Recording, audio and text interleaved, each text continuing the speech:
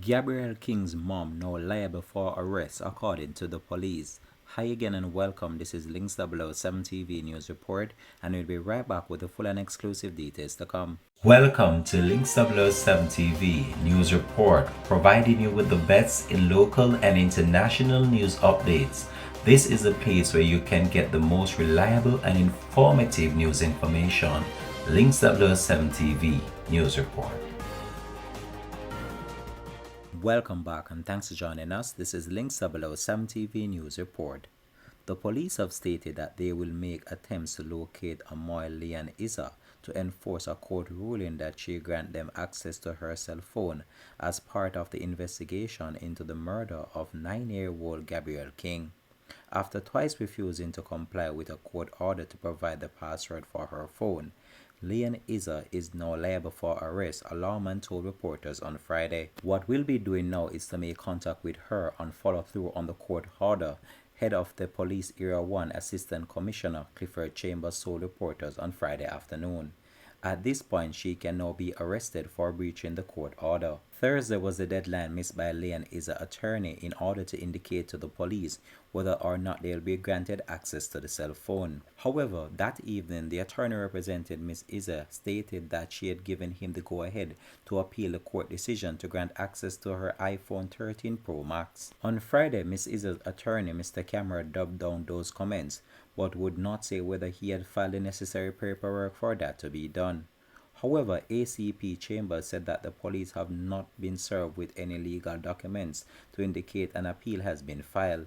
The police have indicated a desire to analyze information on the device as part of their investigation into the killing of Leon Isa's autistic son. The court had ruled that she must comply with the request for her password.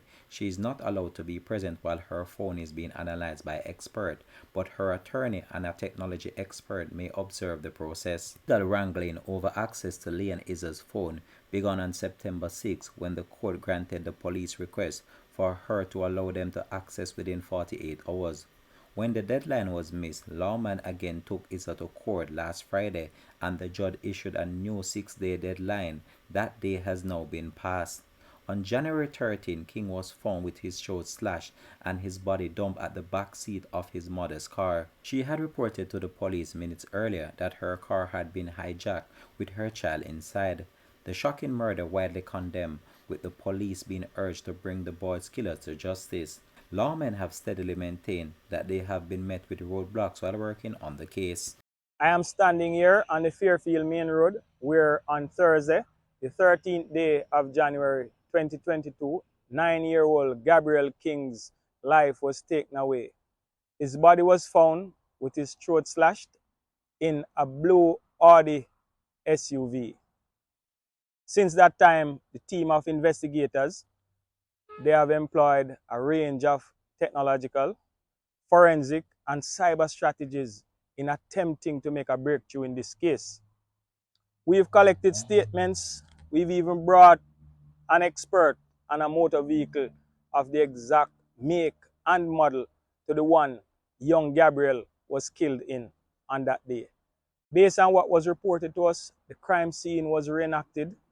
Several case conferences were conducted by the detectives.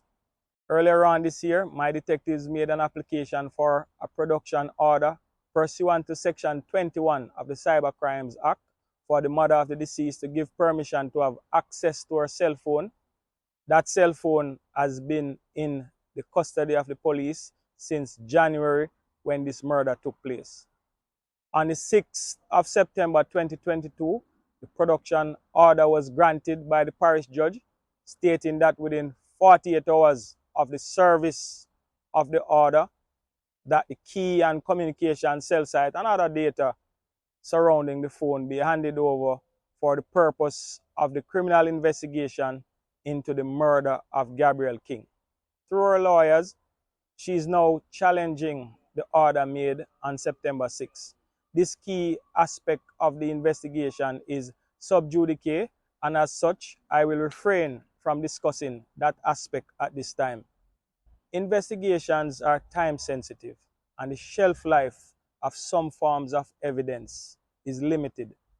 We were able to close a 1,000 case in 3 weeks through hard work, cooperation, and support from our citizens and persons close to the investigation.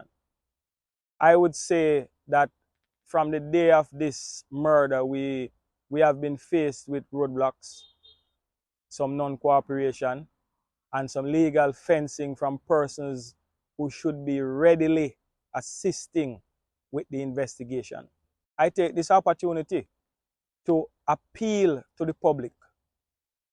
I am asking those who can help to support us to provide us with the information that they have.